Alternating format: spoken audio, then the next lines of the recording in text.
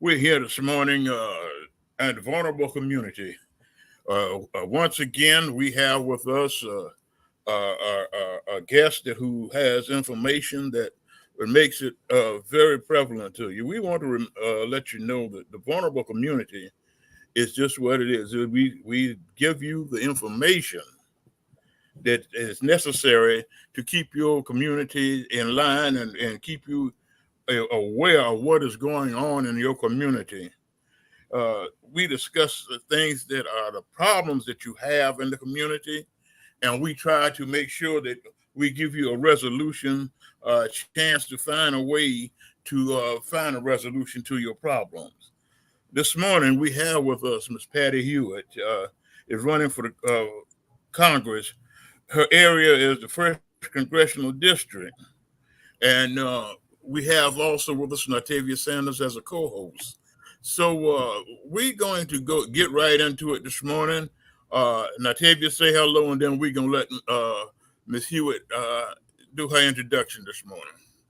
Well, I'm always short and sweet. Hello, everyone. I'm ready to get this discussion started about how she's going to change the first district. So, uh, to you, Miss Hewitt. All right, I will take that ball. I have caught it and I'm going to run with it. So thank you so much. Hi, everybody. Good morning. Good Tuesday morning. Good debate day morning. Good debate day. I hope everyone's Yes, it is that day, isn't it? Wow. I hope everybody's going to be watching the debate tonight to see what an amazing job Kamala Harris is going to do, because she is an amazing candidate. I hope that everyone out there that is listening is proud of the candidate that we have put forward to be president of the United States and vice president of the United States.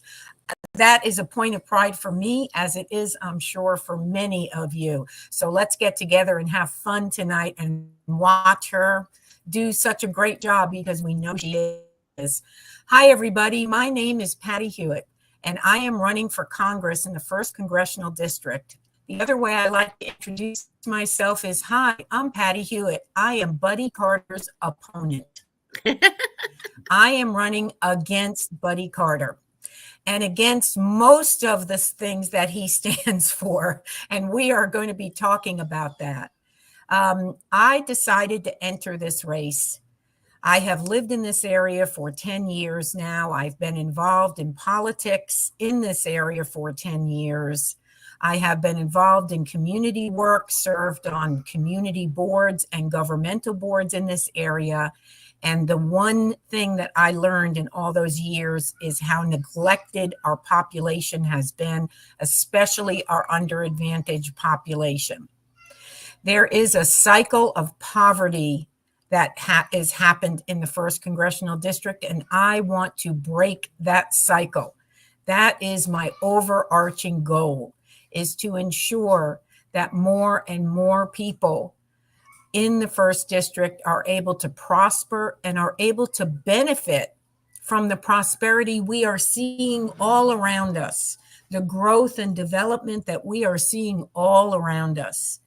So you can think of it as, my opponent puts business first, I put people first.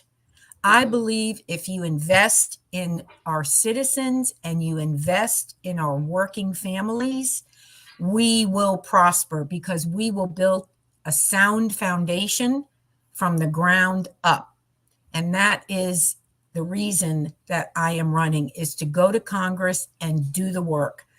I am a business professional. I was in financial services for 42 years, so I have a deep understanding of economics, corporate policy, and consumer behavior. And I am going to put that to work when I get to Congress. My goal is to make investments in the things that matter most to our population. So we're going to talk a little bit about that as we go along. Personally, I live in Bryan County. I live in Richmond with my daughter and grandchildren, where she teaches horseback riding to young people. That is her life's passion. And I am very proud of the fact that she has reached the goal that she set for herself. And that is a little bit about me. I am a widow. I lost my husband to younger onset Alzheimer's when we were living outside the state. But I am here in coastal Georgia. I am committed to coastal Georgia and to improving the lives of the people of coastal Georgia. So thank you very much, Jerome and Natavia, for having me on today.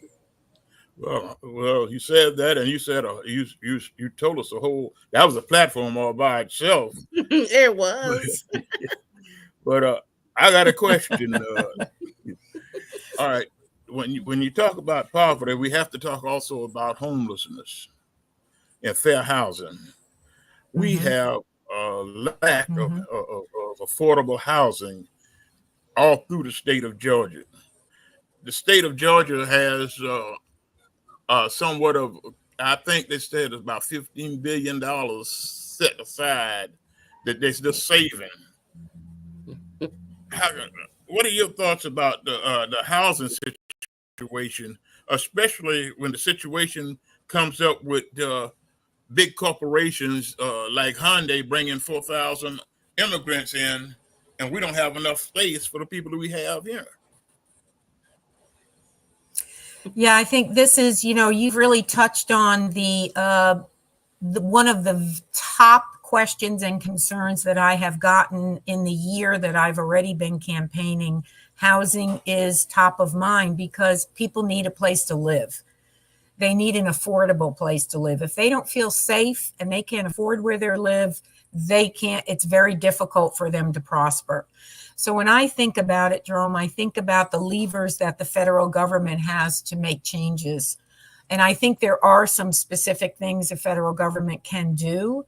I also think that in my role as the Congresswoman for the 1st Congressional District, I will be able to perhaps influence local legislatures and be a voice for homeless or for people that are housing insecure to our local leaders.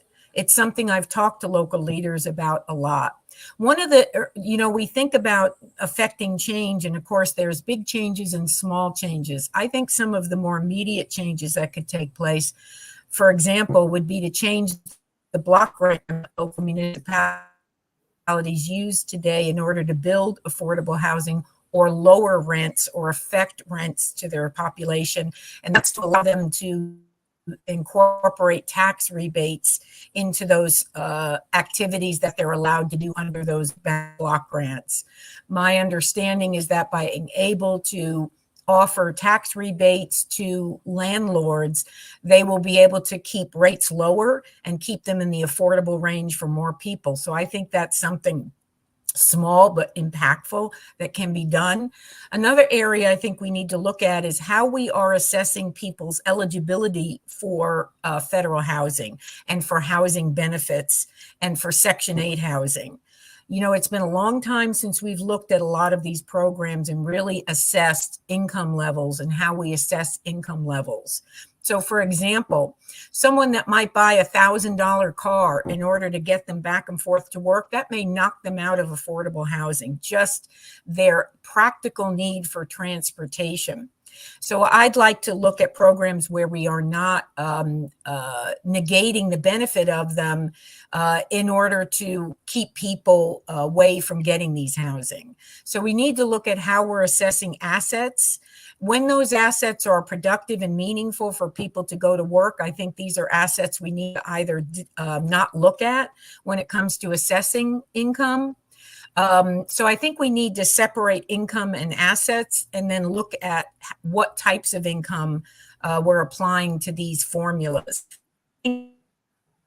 Another area that in the near term we could look at.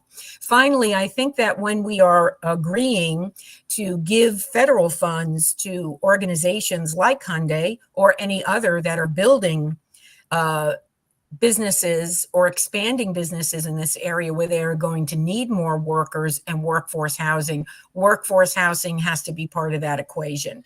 And we need to look at how we can motivate and incent these organizations to ensure that we are putting in workforce housing. The final piece is that we can look at when we are agreeing to larger developments, we can expand affordable housing in Section 8 inside of these developments. And that is also very beneficial for people to live together in mixed income neighborhoods.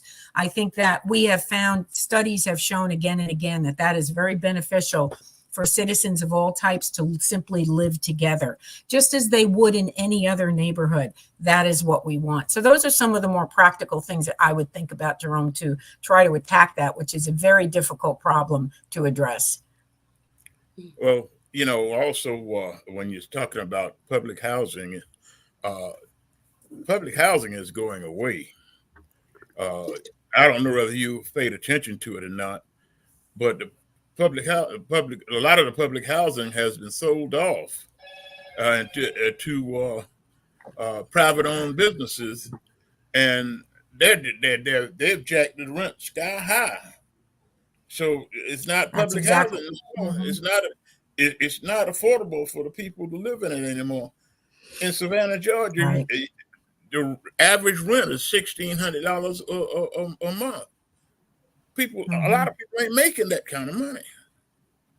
Yes, they're not making that kind of money. This pushes them further and further away from better jobs. Governments have given up on some affordable housing and aren't able to maintain them. This is why we need to have an actual plan for addressing the housing crisis among our working populations. It's not going to be enough to just have pinpoint examples or try to address symptoms. We need to look at what the root cause is of homelessness, what the root causes are for people to not be able to afford these. And that is the type of plan we need to put together in order to help people rise above that, help them get them into safe, effective housing. We need to look at alternative forms of housing, how we're thinking about zoning. So again, but these are big issues to tackle. They will take time to tackle. I like approaching problems like this to seeing, are there any low-hanging fruit that we can address right away that can give people near-term relief while we work on larger solutions? I think it's time for our country to really work on these larger solutions. I know Kamala Harris has been talking about this in programs that she's thinking about. That's one of the reasons I want to be in Congress, so that we can work together on these kind of programs. Let me jump in real quick and let's fast forward. Let's just hypothetically say day one, you won the election. Day one, what are you doing? So day one, when I win the election, is I am going to probably sleep for about 20 hours. That's my day number one item. And I'm just having a little levity here with you, and I hope that's okay.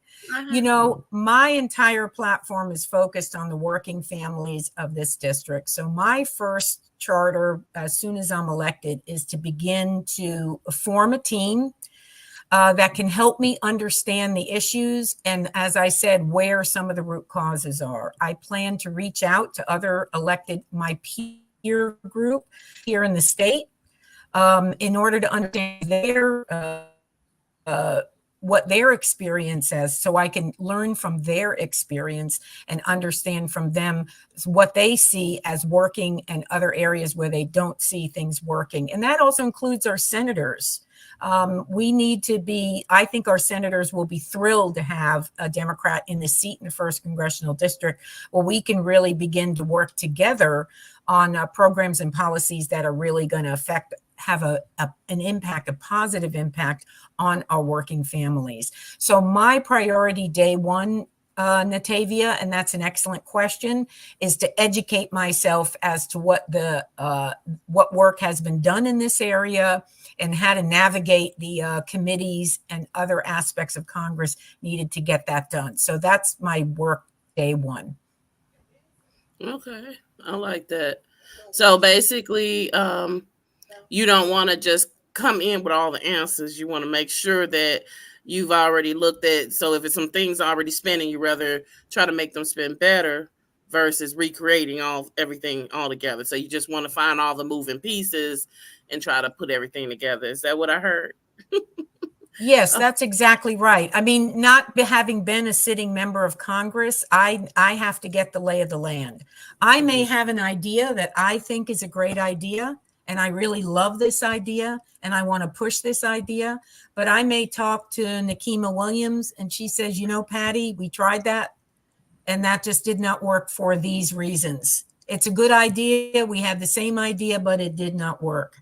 And so these are the kind of conversations I want to have with other elected representatives, especially representatives like Hank Bishop that are in rural areas, because there is a big difference between the problems and the solutions you can put forth in our rural counties than it is in our metro counties. These are different places, different resources, different challenges. So I really want to connect to those representatives. I mean, Sanford Bishop and Hank Johnson that really work in these rural counties. I've been in touch with them and already begun conversations with them, and that's only going to get deeper.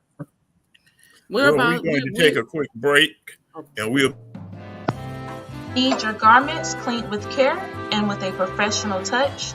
Then bring them to One Price Cleaners in Garden City at the Old Farmers Market on Highway 80. Service you can count on.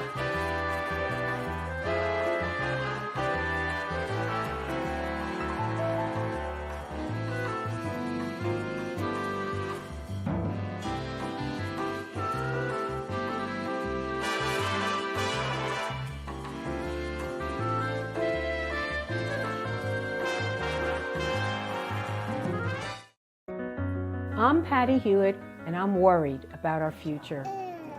Last one. I think about my grandkids and the belief that they deserve every opportunity. And what you deserve, what coastal Georgia deserves, is someone who cares more about their community than about corporate profits and big pharma. I'll see you later. All right, thank you. Small business owners and hardworking Georgians are the heart of our community. Good day. Not CEOs, not lobbyists, not shareholders. But who's taking care of them? It's time to ask yourself, what do you want from your government? This is our year to stand up against what we know is wrong. No more DC politicians invading our home life. No more racism that kills dreams and spreads violence. And no more corporate greed at the expense of workers' rights and our environment. So what would be the most meaningful help to you? I've spent the last 8 years working behind the scenes, mobilizing our communities for positive change. And while that is really important work, I can't stand by and allow the same tired politicians to run this country, the same ones who've neglected the real needs of Georgians. I'm ready to take our seat in Congress so I can fight for you and your families. I vote for you. Thank you, my darling. I love you. This isn't about party lines. This is about voting for a better future for more Georgians. Enough is enough.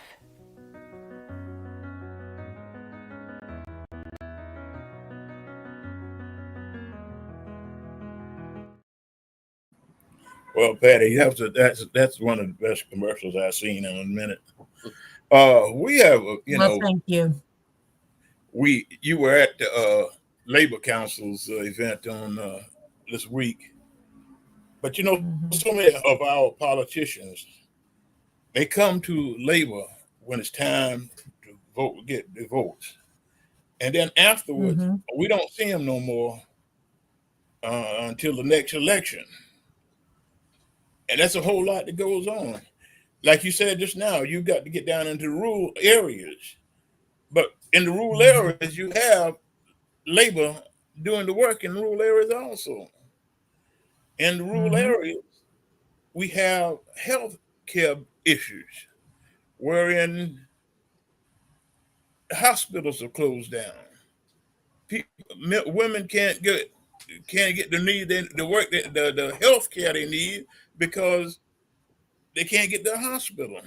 A pregnant woman woman's pregnant have to drive sometime an hour, 2 hours before she can get to the hospital. All this is in your area, so you've got a lot to fix. Yeah, I mean, I think you really make the point that needs to be made, Jerome, and that is that this district has been neglected. The people of this district have simply been neglected. If you look at Buddy Carter's voting record, back over the 10 years he's been in Congress, he has spent the majority of his time creating, voting, and pushing forward bills that protect and enhance the pharmaceutical industry. That is his charter. And that is what he has spent a great deal of his time on. Imagine having a congressional representative that's going to flip that and say, I'm going to spend the majority of my time working on issues that affect people. Let's talk about labor. First of all, I proudly wear my endorsement of the Georgia AFL-CIO. I was born and raised in Queens, New York. And in that time, I can tell you that union jobs were the best jobs to have. Everyone wanted a union job. Union workers were generations, grandfathers, fathers, sons, daughters that were union, proud union members. So I believe strongly and always have that unions are a very important component of our economic environment. And even more so today, because our economic environment is completely unbalanced. We have a small but very powerful group of corporations and wealthy people on one end of our market that are controlling prices, that are controlling workers' wages and benefits. And on the other end, all the way at the bottom, we have a huge group of working people that are struggling to just get by. Workers' rights are integral to rebalance this economic environment, to pull back the power from these large corporations through effective antitrust enforcement actions, which we're already seeing from the Justice Department, and by ensuring that we have collective bargaining rights, our unions are protected. And that means we need legislation like the PRO Act. We need to push back hard on industries that aren't willing to pay their employees living wages or provide them the benefits that we want. We are spending billions of dollars providing government benefits like food stamps and welfare to Walmart workers. We are subsidizing corporations to underinvest in their employees. And these are the kinds of things that really have to stop. This is a pathway. It's not just a pathway for our citizens to get better jobs. It's to re-exert the power that the worker has in the equation. It's to put the worker back at the table. And that means we need to really shore up our collective bargaining rights and the ability for unions to organize and put real teeth into our regulations. Don't get away with suppressing these activities, which is what's happening now. I agree. I agree with you. Dave, you want to jump in on this one? Yeah, I don't know. I'm just kind of all over the place this morning, but I was actually wanting to know. I was thinking about the train system in Georgia. We got a great train system dating back to the 1830s when they were laid. I also realized that in a lot of the rural, we were talking about rural Georgia. I'm an organizer, community organizer. So I go in and I talk to people that talk back to me, even though I might be a stranger initially. And a lot of people are stuck in certain areas where they can't get out because of transportation. So is there, have you looked at the train system and a potential reactivation of the train system in Georgia? Did you know what I'm talking about? I do know what you're talking about. And at the end of the day, when I hear this, because I think you've hit on one of the keys to unlock our workers in this area, which is public transportation. They need the ability to get from point A to point B. Otherwise, they're locked in these rural areas. And when I talk to folks in rural areas, they want to live where they live. They want to live in their hometown. They want their kids to live in their hometown. They want to build their lives there. So how do we tackle public transportation relative to that? Trains are one way. We think of a community like Waycross, which is actually created from being a railroad hub, right? That has all that hub activity already. We think of buses and bus transportation, community vehicles. These are the kinds of things that we need to put on the road. We also need to have large employers participate in transportation solutions so that they can participate in, they can make investments in their own employees as well to get perhaps buses that go back and forth. I grew up north and lived for years in New York. And then most recently, I lived in Massachusetts, where there are strong public transportation networks. And you can get around the state pretty easily between trains, to your point, Natavia, and buses. And I think it's time for Georgia to think about that. We certainly know that our Senator Ossoff has been working hard to try to get a high-speed rail between Savannah and Atlanta, for example. But that's not going to help your everyday worker. That's fine for people that need to go back and forth to Atlanta. That's great. And I would use it. I would love that. But that's not going to help our worker get from Little Wissy to Brunswick if they need to work. So those are the kinds of transportation solutions we really need to come up with. And why shouldn't we leverage the assets we already have? If we already have a train system, why can't we leverage those assets? So these are the kind of solutions that are part of unlocking work for working families. I completely agree with that. So that would be something that you would be willing to work towards, trying to get better solutions for as it relates to transportation? Natavia, the way I look at it is, think about what it takes for you to go to work. It takes transportation. First of all, it takes you living in a safe place where you have your clothing, where you have food, where you have other things, where you can get a good night's sleep. Then you need transportation to get to work. You need affordable daycare for your children. If you are a working family, either a 2-income family or a 1-income family, you have got to have daycare, and you have to have affordable daycare. So we need sliding scale daycare so that anybody can afford daycare. Our daycare costs in this district are out of control. Families should be spending about 7% on their daycare. In Camden County, they're spending 14%. That knocks a lot of families out of the ability to work, or the ability to do work that full time. They might only be able to work maybe when their kids are finally in school. And that's not unlocking value for our workers. That's not improving their environment. We need Head Start programs. So we need universal pre-K. Our parents should not have to worry that they don't make a lottery to get their kids in a pre-K program. As Jerome pointed out earlier, our legislature in Georgia is sitting on billions of dollars of unused funds. That money could be spent investing in these programs and making sure that all of our children go to pre-K.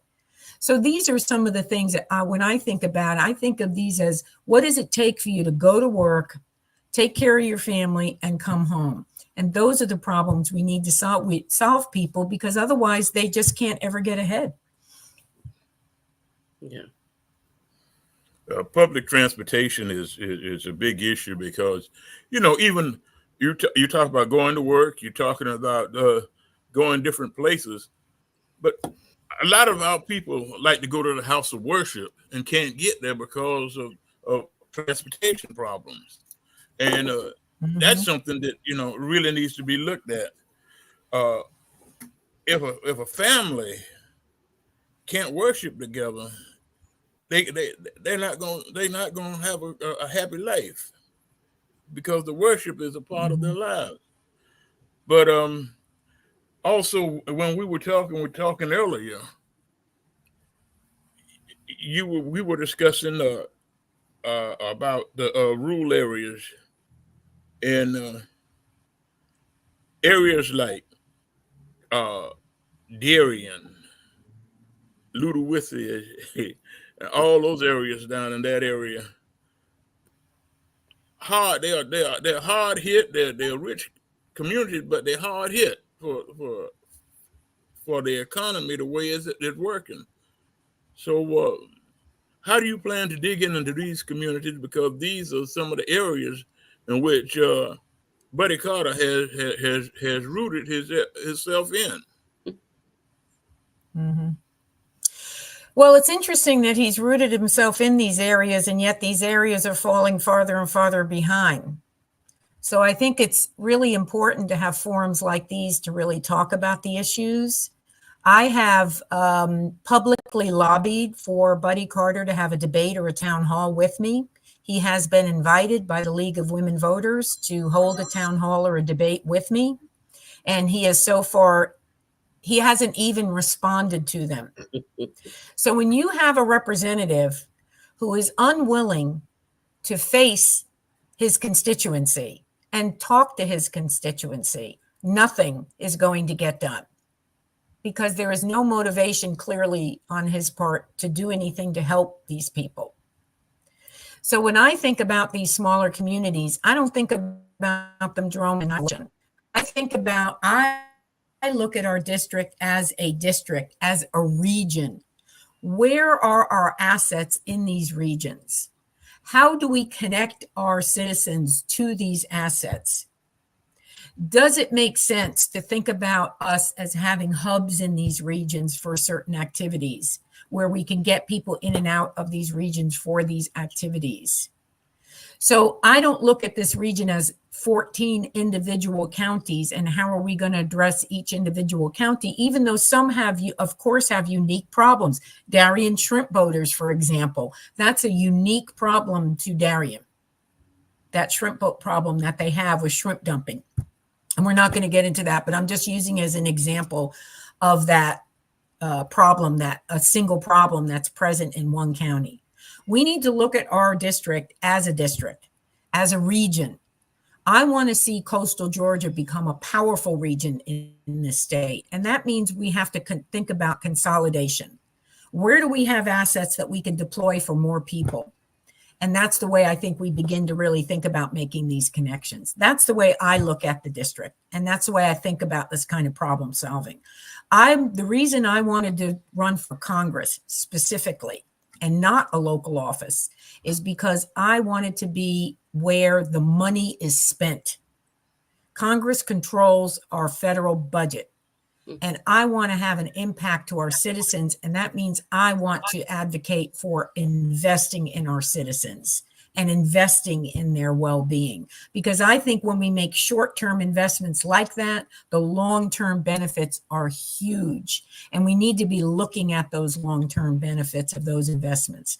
So that's the way I think about those issues. I'm not here on this podcast to say to people, I have all the answers and you're going to get all the answers from me, because I don't. You have many of the answers, because you're going to tell me what is and is not possible. This is why I've been spending a lot of time with local elected officials, mayors, city council people, county commissioners, to understand what is happening on the ground level in these counties and what is really possible. Because these are not, a strategy or an idea without any implementation is just an idea. I want to take those ideas and put them into practical action. So that means I need to maintain strong communication with these individuals, with our citizens, in order to understand what problems they really want to have solved, how we could potentially solve them, and then moving through how to provide those benefits to more working families in this area. So in talking with all of those officials, did they have an answer for you yet? Some of them have. Natavia, I think that's a great question. For example, changing that block grant program to allow for tax rebates, that came from a local county commissioner told me that, and said he educated me as to what that meant. And he said, if you could advocate for this, this would really help us to unlock, at least be able to provide lower rents to our citizens. So they're the ones that really have their feet on the street and have some of these practical suggestions. So yes, as a matter of fact, they are doing that, and I welcome that. All right. Now, one of our constituents just sent a message across, and it said they say Buddy Carter signs all over, and they asked where are your signs at. They want to know when you're gonna start. Well, signs are going up as we speak. I am putting signs out as fast as I get the money in to buy them. I have big 4x4 signs that are going to start going up around the district that are going to be like mini billboards. And we're mobilizing volunteers to get signs out, not just in yards, but around the district. So we'll also have a billboard up shortly in Pooler, one of the electronic billboards. So that's happening now. But, I am forced to run a frugal campaign. And so as money comes in, it's going right out. So please make a donation. Help me get more signs out. And how do they make a donation? Can you give them the information? They can. We've got to go to a quick break, y'all, and we'll be right back. Okay. Hey there. Are you ready to amplify your voice and embrace your passion? Tune in to Our Black Media Network, where community comes first and every story matters. We're here 24/7, delivering powerful content on everything from financial literacy to the latest in sports and mental health. We are unapologetically real, reflecting the heartbeat of our community with programs that inspire, empower, and drive change. Join us on all major media platforms to celebrate our unique voices and advocate for the change we want to see. With over 50K monthly viewers, our network is your go-to destination for authentic, engaging content. Be a part of the movement. Be a part of the change. Tune in to Our Black Media Network today and let your voice be heard.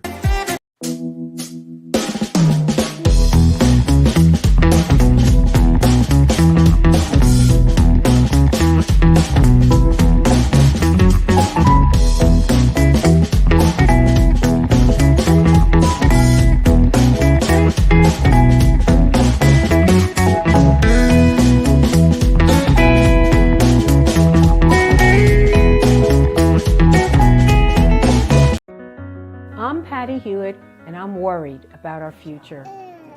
Last one? I think about my grandkids and the belief that they deserve every opportunity.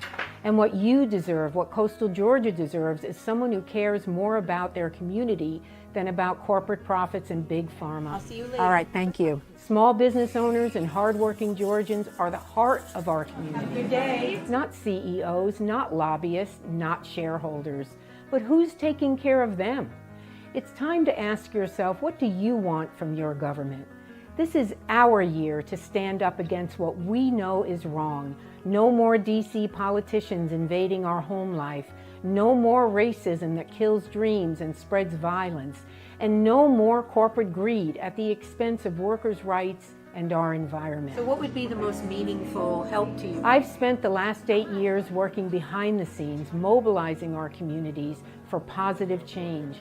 And while that is really important work, I can't stand by and allow the same tired politicians to run this country, the same ones who've neglected the real needs of Georgians. I'm ready to take our seat in Congress so I can fight for you and your families. I vote for you.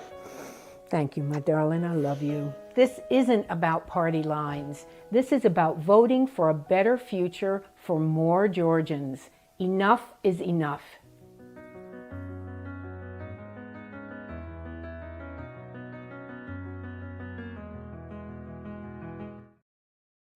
All right, we're back. And we have with us Patti Hewitt, who's running for Congress in the 1st District.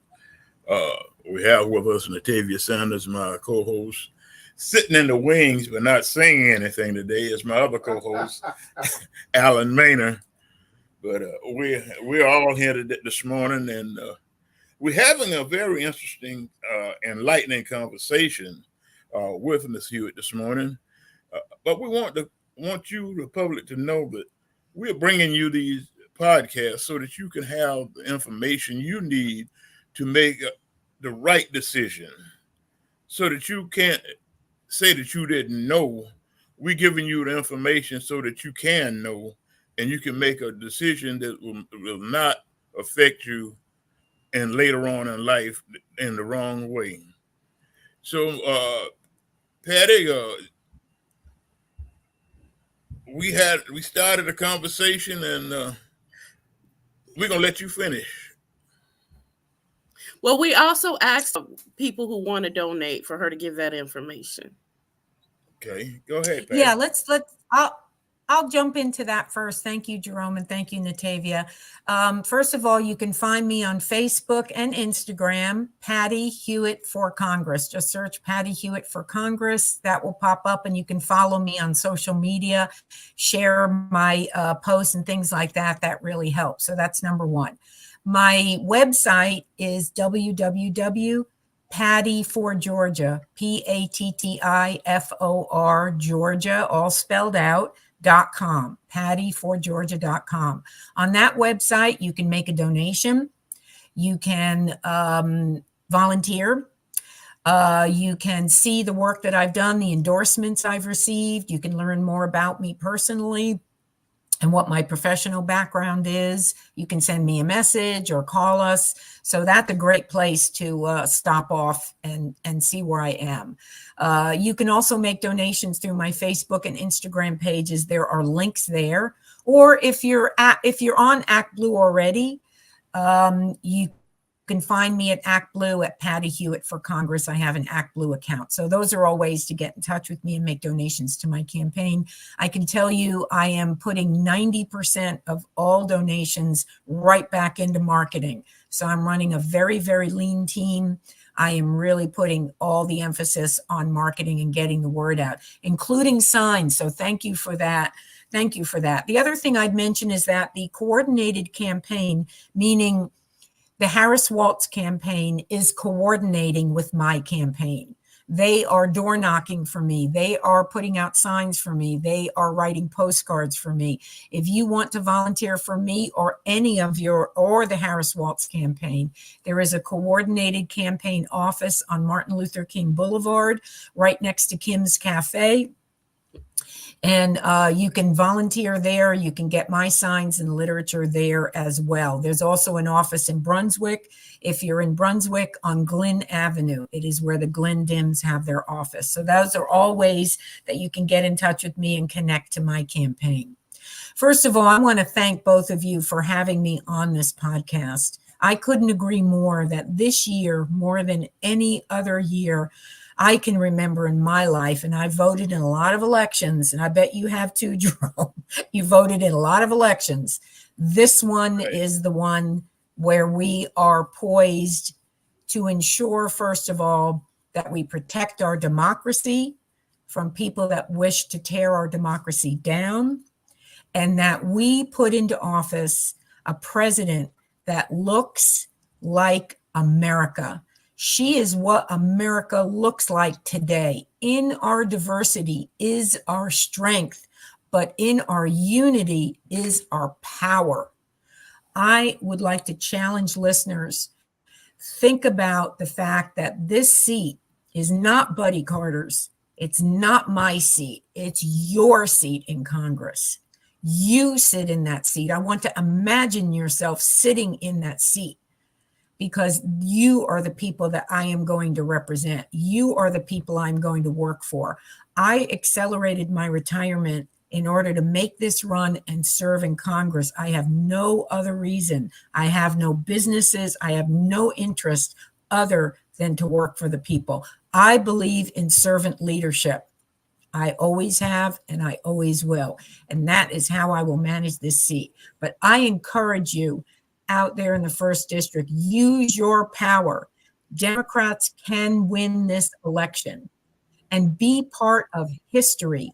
Make your mark in history to say, you remember when Kamala Harris, the first woman of color elected as our chief executive officer of this country, is going to be put into office. And for the first time in 30 years, we will have put a representative in this office that will be working for the people, a Democrat in this seat. So that is my closing. That is my pitch. Regardless of how you vote, it is so important that you vote and you go out and vote the whole ballot, not just for president. stay for a moment and vote for me. Vote for your county commissioners, vote for your school board members, vote, vote, vote. There are many people running on this ballot. We need to make sure that your voice is heard because it is in, yes, Congress controls the federal budget, but your local elected officials are the ones that affect your life every day. So let's put those right people into office as well. Vote the whole ballot.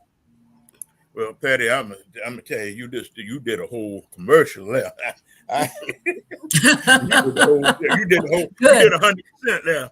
But let me ask you this: while we still got a little bit of time left, have you took the time out? I know you have, but can you do it in let's say 5 minutes? Because I know you can go sometime when you get ready.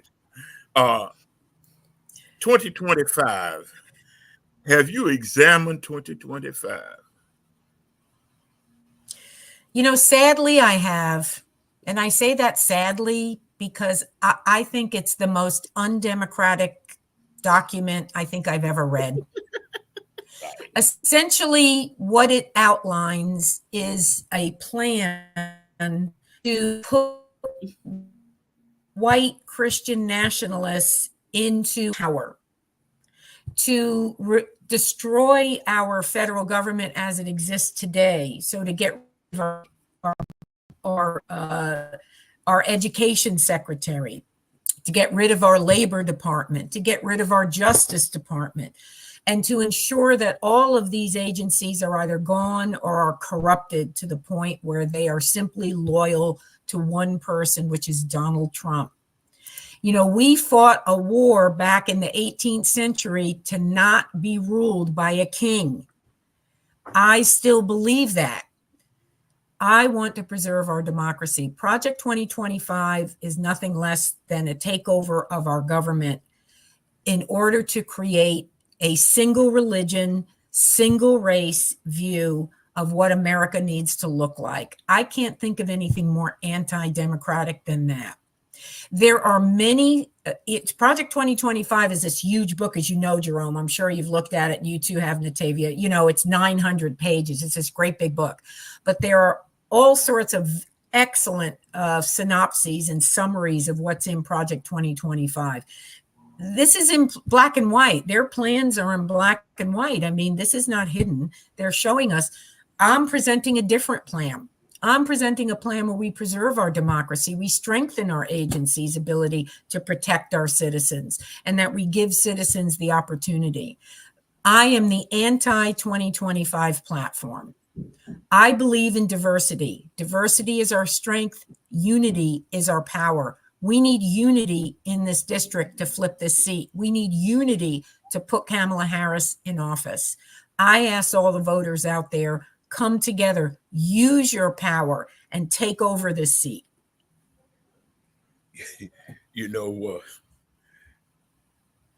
I have to say it just like she said it. I ain't going back. It's plain and simple. Not going back. I don't know nobody else that wants to go back. Our vote, our community, the vulnerable community, are people who have already been downtrodden. They have tried to bring themselves up. They try to pick themselves up by the bootstraps and get kicked back down. No, we're not going back anymore. Our school system a few years ago decided they were going to take certain courses out of the school, industrial arts, for instance, out of the schools, leaving our students in a state where if they didn't go to college, there was nothing for them to do. Then when you look around, they walk in the streets, they don't have a job. What's going to happen? Crime's going to go up. Crime went up. We in turn we have built a program that will take and that will help the situation. It will alleviate some of the crime. It will alleviate a lot of the people walking the streets. But we need we need the help from people like yourself and other government officials to keep the program going. And that's called Building Futures, where we can get out and we can take kids that are graduating from high school, introduce them to apprentice programs and labor, and get them out there and start letting them make higher wages than normal, and introduce them to blue collar workers instead of being in poverty all their life. So read it. All workers' contributions are of value. All workers' contributions are of value. The reason that Walmart and Amazon make the money they do is because those workers in these warehouses that are working, this might be their second job that they're working at night. They're making a ton of money for these corporations. They should benefit from that. That's their labor, and their labor should be valued. I agree. I agree with you 100%. We have 7 minutes left. No, we have less than that. We actually have about 4. Okay. I just want to 5 jump in minutes. real quick and just Right. piggyback on the 2025. If people want to kind of understand that perspective, they don't want to read the 900 plus pages that I read and probably miss who it has read, because it's just a nerd in me. But I would like to point people attention to looking at the documentary Bad Faith. That is, my husband wants to store. Now I've been talking to him about gardens, like starting our own garden and all of that. And he's like, okay, it's time to start our garden. It's time to, because you don't know what can happen because it's happened before in our country. So just look, if any viewers are watching, just I want to turn your attention to the documentary Bad Faith and watch that. That's great. Eddie, you can give your closing statement, because we got about 3 minutes left now. All right. Well, listen, and again, I'll amplify that. Bad Faith, a documentary where you can learn about Project 2025. It's really important people understand this is the policy position that is going to be put forward if Trump is elected as president, and if the Republicans retain control of the House and the Senate. This is what they intend to do. They intend to pull us back to the beginning of this country, where the only people that had power were white landowning men. And those are the only people that had any power in this country. I think that's insanity. And I will do everything in my power to fight against that. So I want to once again thank both of you for allowing me the opportunity to present myself as a candidate and as a worker, a fellow worker. You know, I am a working woman. I have been a single mom. I come from the working class. I am not a rich woman. I want to put the people back in the house. I think it's important that we put people back in the house, not millionaires, but people that understand the problems that everyday working families face, which I definitely do. I understand what it's like to be a caregiver. I understand what it's like to be on my own, to live paycheck to paycheck. These are different contexts. When we understand those contexts, we can help, we can work with each other. Sure, there's many Republicans in the House that also want to solve these problems because it makes sense to solve these problems. And I will work with whoever is open to working with me. I don't believe a lot of these are these issues we are dealing with are ideological. Doesn't matter if you're poor. It doesn't matter if you're a Republican or a Democrat. Doesn't make any difference. You're poor. That's the first thing. If you don't have safe housing, it doesn't matter what your political beliefs are. You don't have safe housing. And we could go on and on and on. So the reason that I am running is simply to be of service, as I said before, to be a servant leader. And I'm very appreciative of the platform to reach folks, especially people who have been sitting out and saying, you know, my vote doesn't count. We can't win. And so it doesn't matter if I put any effort into it. I ask you this year to put those doubts aside, to put your faith, you know, faith without works is dead. And I really believe in that. I believe in the adage. I like to say it, put it like this: talking ain't doing. I am not just a talker. I am a doer. And I intend to go to work. because that's what you should deserve, no less. You are paying my salary. You are the one that I am supposed to represent the entire district. So I don't care whether you're Republican or Democrat. Let's talk about the issues. Poverty is an issue that many people face, of all kinds. Lack of health care, many people face that.